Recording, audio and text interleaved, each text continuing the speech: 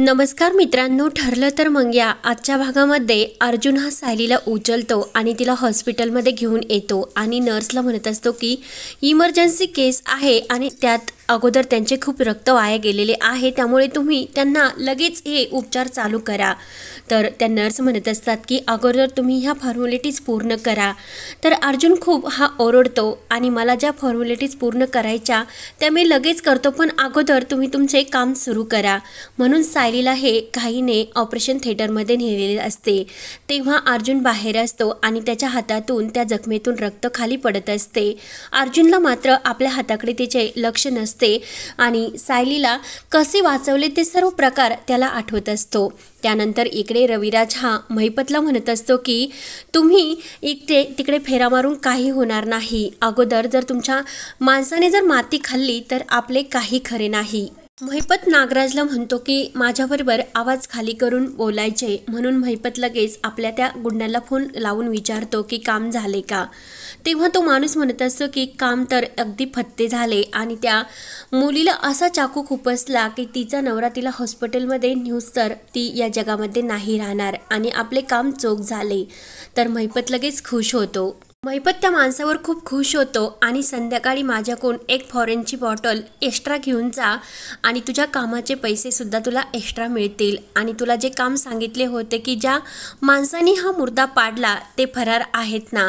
तर तो माणूस म्हणत असतो की त्याची तुम्ही काळजी करू नका, सर्व काही व्यवस्थित झाले आणि ते आता कुणाला सुद्धा ते दोघे सापडणार नाहीत। तेव्हा मात्र महिपत खूप खुश होतो आणि सायलीचा मुर्दा पडला असे म्हणून खूप नाचू लागतो।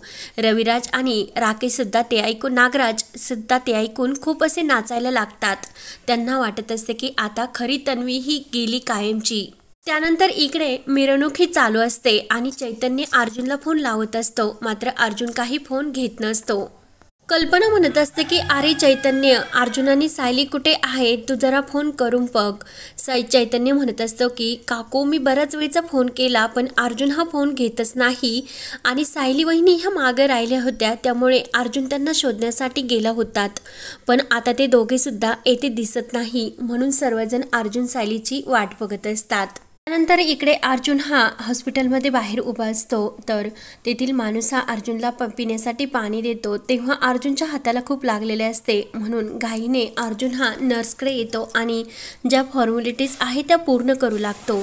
तेव्हा तेथे अश्विन येतो आणि अश्विन म्हणत असतो की अरे दादा हे सर्व काय झाले, आणि तेव्हा अर्जुन म्हणत असतो की मी हात जोडतो अश्विन, पण आपल्या सायलीला वाचव प्लीज, आणि झालेला सर्व प्रकार तो अश्विनला सांगतो। अश्विनला मात्र खूप मोठा धक्का बसतो। अश्विन म्हणत असतो की येथे सर्व डॉक्टर्स माझ्या ओळखीचे आहेत, दादा तू अगोदर तुझ्या हाताला ह्या नर्सकडून ड्रेसिंग करून घे। तेव्हा अर्जुन म्हणत असतो की काही कर पण आपल्या सायलीला वाचव। तेव्हा मात्र अश्विन लगेच हा नर्सला विचारतो की पेशंट कुठे आहे, तेव्हा नर्स सांगतात की ऑपरेशन थिएटरमध्ये। त्यानंतर इकडे नागराज आणि राकेश महिपत हे सायली या घरात कायमची निघून गेली म्हणजे सायली मेली म्हणून पार्टी एन्जॉय करत असतात। तेवढ्या तेथे साक्षी येते। साक्षी विचारते की तुम्हाला इतकी पार्टी सजवण्यात आनंद काय झाला इतका, आणि सायलीला काही झाले तर का सायली घराबाहेर गेली। तेव्हा लगेच महिपत म्हणत असतो की सायलीला तर ती म्हातारीच बाहेर काढण्यासाठी पुष्कळ आहे, पण महिपत साक्षीला याबद्दल काही सांगत नसतो। साक्षी विचारते की मग नेमकं झाले तरी काय। महिपत म्हणत असतो की अगं एका जामीनदाराकडून माझे व्याजाचे पैसे जास्त आले, मग मित्रांवर खर्च करायला नको का, म्हणून तो वेगळेच कारण साक्षीला सांगतो। त्यानंतर इकडे प्रिया आणि अस्मिता ह्या अर्जुन आणि सायली येत नाही आणि आपण त्यांची कुठपर्यंत वाट बघायची, त्यांचे कायमच असे चालूच असते। कल्पना म्हणत असते की अगं काहीतरी झाले असेल आणि अर्जुन आणि सायली नक्की एकमेकांना शोधत असतील, म्हणून कल्पना ही चैतन्याला म्हणते की जोपर्यंत अर्जुन फोन उचलत नाही तोपर्यंत तू त्याला ट्राय करतच राहा। त्यानंतर इकडे अर्जुन हा आपल्या जखमेकडे पाहून त्याला ते सर्व क्षण आठवू लागतात की सायली ही कशी खाली पडली। तेव्हा मात्र अर्जुनला फोन आल्याचे समजते, म्हणून अर्जुन लगेच फोन घेतो। चैतन्य विचारतो की अरे अर्जुन, तुम्ही सायली वहिनी, तुम्ही कुठे आहात? आम्ही केव्हाचं तुमची वाट बघतो विसर्जनासाठी. तर अर्जुन हा हळूच आवाजात म्हणतो की अरे चैतन्य, सायलीवर हल्ला झाला आणि चाकूने खूप काही त्यांच्यावर वार करण्यात आले. चैतन्याला ते ऐकून खूप मोठा धक्का बसतो आणि कल्पना लगेच चैतन्याच्या हातातील फोन घेते आणि ते सर्व ऐकते. तर लगेच कल्पनाही बेशुद्ध पडते. सर्वजण खूपच घाबरतात. रविराज म्हणत असतो की नेमकं काय झाले आणि सायलीला सिटी हॉस्पिटलमध्ये का नेण्यात आले. तर रविराजला सुद्धा खूप वाईट वाटते. तर प्रिया आणि अस्मितासुद्धा ह्या विचारात पडतात. प्रिया विचार करत असते की सायलीवर हल्ला नेमकं काय प्रकार आहे आणि हे सर्व महिपत आणि नागराज यांचेच काम असणार. तेव्हा मात्र कल्पना शुद्धीवर येते. तर चैतन्य सर्व काही झालेले सांगतो. रविराज म्हणत असतो की तुम्ही लगेच हॉस्पिटलला जा आणि विसर्जन झाल्यानंतर मी सुद्धा तिकडेच येतो. त्यानंतर इकडे महिपत म्हणत असतो की डोक्यावरचं एकदा टेन्शन कमी झाले ना, तेव्हा सर्व टेन्शन मिटते.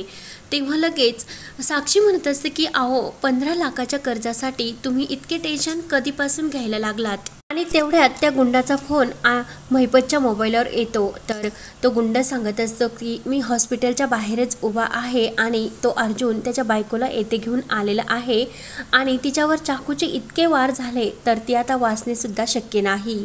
तेव्हा अण्णा म्हणतात की अजून ती गेली नाही का. तर लगेच साक्षीला विचार पडतो की हे नेमकं काय कुणाबद्दल बोलतात. तर फोन झाल्यानंतर लगेच साक्षी विचारते की अण्णा, तुम्ही कुणाबद्दल बोललात की कोण गेली नाही. तेव्हा अण्णा हा पलटी मारतो आणि तारीख अजून उलटी गेली नाही का असे मला म्हणायचे होते. तेव्हा राकेश म्हणतो की मला असे वाटले होते की आपल्या कामाचा फोन होता की काय. साक्षी म्हणते की कोणते काम.